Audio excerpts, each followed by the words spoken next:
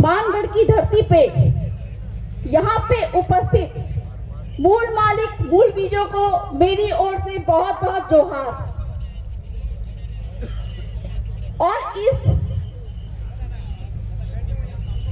आयोजन को आयोजित करने वाले आयोजनकर्ताओं को मैं बहुत बहुत धन्यवाद देना चाहूंगी। साथ ही साथ इस मुहिम को आगे बढ़ाने के लिए जो लोग लगातार आज तक खड़े हैं, उन सभी को मेरी ओर से बहुत बहुत नमन जोहार। अपनी बातों को शुरू करने से पहले मैं मंच पे उपस्थित मेरे सभी पुरखों को, साथ ही साथ 1507 आदिवासी पुरखे जो यहाँ पे शहीद हुए, उनको भी नमन जोहार करना चाहूंगी। जैसा कि आप सभी को मालूम है कि आज के दिन में हर साल मानगढ़ की धरती पे हम भील प्रदेश की मांग को लेकर इकट्ठा होते हैं और बार बार ये सवाल उठता है कि हमको भील प्रदेश क्यों चाहिए। जैसा कि अभी मेरा इंट्रोडक्शन हुआ था, मैं झारखंड की बेटी हूँ और उसी झारखंड की बात करूंगी। जब झारखंड बिहार में था, उस समय पे वहां के आदिवासियों की स्थिति खराब थी, चाहे वो बात हो राजनीति की, चाहे वो बात हो शिक्षा की, चाहे वो बात हो संस्कृति की। लेकिन वहां के आदिवासी जागृत होकर उन्होंने अलग राज्य की मांग की, झारखंड राज्य की। आज कहा जाता है कि भील समुदाय देश का सबसे बड़ा आदिवासी समुदाय है, लेकिन झारखंड में मात्र 26% आदिवासी हैं, मतलब गैरों की जनसंख्या से भी ज्यादा, सबसे कम। लेकिन 26% आदिवासी झारखंड में होने के बावजूद वहां पे एक को छोड़ के जितने भी मुख्यमंत्री बने वो आदिवासी समुदाय से बने। लेकिन शर्म की बात यह है कि भील समुदाय देश का सबसे बड़ा आदिवासी समुदाय होने के बावजूद भी भील समुदाय का एक भी व्यक्ति यहाँ पे राजस्थान में मुख्यमंत्री नहीं बना। और इसी साजिश को खत्म करने के लिए हमको अलग भील प्रदेश की मांग करनी जरूरी है, ताकि हमारा भी आदिवासी समुदाय मुख्यमंत्री के पद पे बैठे।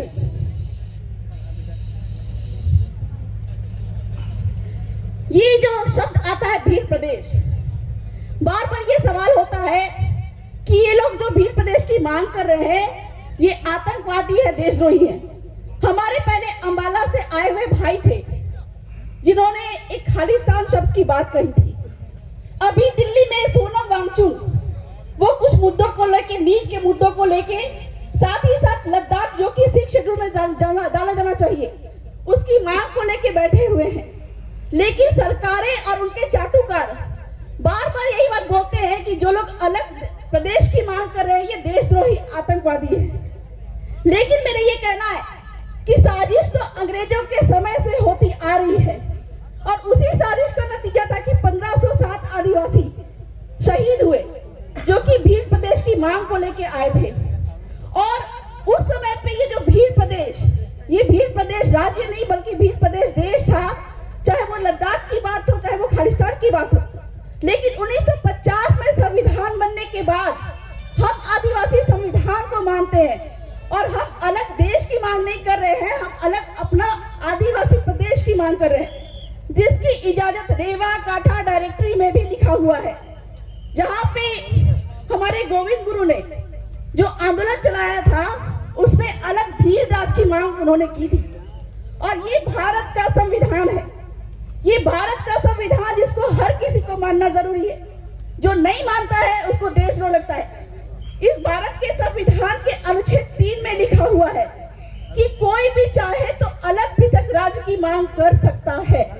और आज तक हम सांस्कृतिक, राजनीतिक, शैक्षणिक रूप से, आर्थिक रूप से पिछड़ते आए हैं, हमारे साथ साजिशें होती आई है। तो हम अलग, जो हमारे पुरखों की मांग थी, भील प्रदेश की मांग, वर्तमान में अलग भील राज की मांग हम क्यों नहीं कर सकते हैं। इस प्रकार से भील प्रदेश की मांग बिल्कुल संवैधानिक है और भारत का संविधान भी इसकी इजाजत देता है। अब यहाँ पे सवाल उठता है कि भील प्रदेश की मांग हम किससे कर रहे हैं। संविधान के अनुसार संसद के ये पास में पावर होता है कि वो अलग राज्य आपको दे सकता है, लेकिन मुझे जहां तक लगता है कि हमारे जो सबसे बड़े माई बाप होते हैं संविधान के अनुसार, वो होते हैं राष्ट्रपति। और अच्छी बात तो ये है कि भी वर्तमान के समय में हमारी आदिवासी राष्ट्रपति बैठी हुई है द्रौपदी मुर्मू। तो आने वाले दिन में हमको अपने भील प्रदेश की मांग करनी चाहिए, वो राष्ट्रपति महोदया से करनी चाहिए। और जहां तक बात है, मैं बात करूं लद्दाख में, सोनम वांगचुक वहां पे लगातार अनशन पे बैठे हुए मरने की कगार में है। हम बात करें हमारे भाई जो कि खालिस्तान की बात कर रहे हैं, हम बात करें भील प्रदेश की जो कि पुरखों के समय में और वर्तमान के जो राजनेता है, इन्होंने वादा किया था 3 जून 1947 ब्रिटिश एटली के प्लान के माध्यम से कि आदिवासी अगर चाहे तो अपना अलग देश ले सकते हैं। ठीक ऐसे ही वादा किया था इंदिरा गांधी ने खालिस्तान को, ठीक ऐसे ही वादा किया है वर्तमान की सरकार ने लद्दाख को। और हम जब जायज मांग करते हैं, अलग प्रदेश की मांग करते हैं, तो हमको बोलते हैं आप देशद्रोही है, संविधान विरोधी है। लेकिन अगर हम संविधान विरोधी है तो वर्तमान के समय में संविधान के अंदर में आने वाले कार्यपालिका, न्यायपालिका और विधायिका में हमारे आदिवासी कैसे हैं? हम भारत के संविधान को मानते हैं, हम भारत देश के अंदर है, इसलिए तो आज कार्यपालिका में जो प्रथम नागरिक के रूप में जो राष्ट्रपति महोदया बैठी हुई है, वो हमारी अपनी आदिवासी समुदाय से है। तो आदिवासी कभी भी देशद्रोही नहीं रहा है, आदिवासी कभी भी गलत मांग नहीं करता है, आदिवासी हमेशा जायज मांग करता है।